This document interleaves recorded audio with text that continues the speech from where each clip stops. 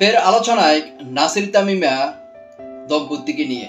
এই তো কিছুদিন হলো নাসির ক্রিকেট অঙ্গনে নিষেধাজ্ঞা কাটিয়ে আবার মাঠে ফিরলেন। এবার কি আবারও সেই নিষেধাজ্ঞা বা কারাগারে বা জেলখানায় দিন কাটাতে হয় নাকি?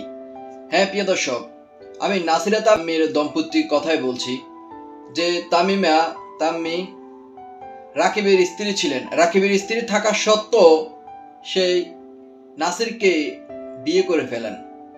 কি আপনারা ভুলে গেছেন হয়তো, আমি মনে করে দিচ্ছি। তার 8 বছরের এই রাকিব আর তামিমের 8 বছরের একটি মেয়ে সন্তান ছিল।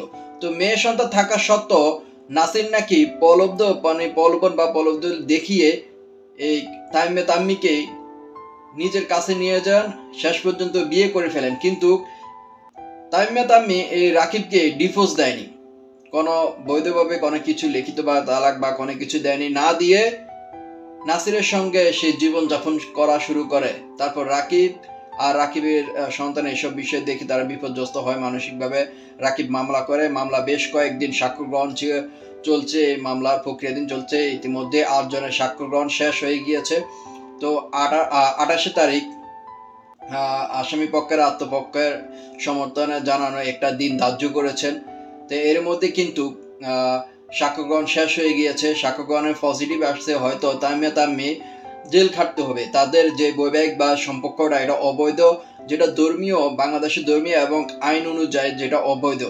একজনকে তালাক না দিয়ে, ডিভোর্স না দিয়ে আরেকজনের সাথে বিয়ে করা, যেটা তাম্মি করেছে নাসিরের সঙ্গে।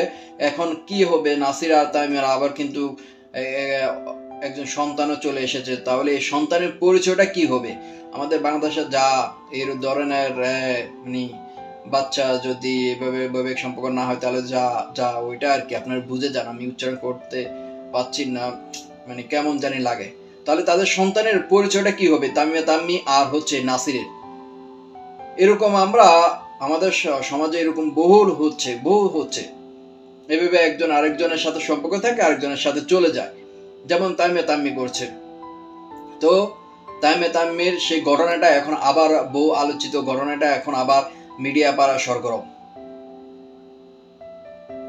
আমি বলি যে শেষে আপনাদেরকে বিরক্ত করছি, শেষে একটি কথা বলবো, তাম্মি যে কাজটি করেছে একজন সন্তান রেখে, এটার একটা দৃষ্টান্তমূলক একটা রায় হোক, যেটা সমাজের মধ্যে দৃষ্টান্ত স্বরূপ থাকে।